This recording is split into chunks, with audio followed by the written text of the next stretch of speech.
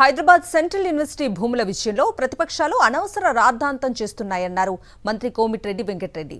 కేటీఆర్ లాంటి వ్యక్తులు విమర్శిస్తే తాను స్పందించనని, కేసీఆర్ బయటకు వచ్చి మాట్లాడాలన్నారు. మరోవైపు సన్నబియ్యం పంపిణీ చేస్తుంటే బీజేపీ, బీఆర్ఎస్ నేతలు జీర్ణించుకోవటం లేదని మండిపడ్డారు. పేదోడు కడుపు నింపేందుకే సన్నబియ్యం పథకం తీసుకొచ్చామన్నారు మంత్రి కోమిటిరెడ్డి.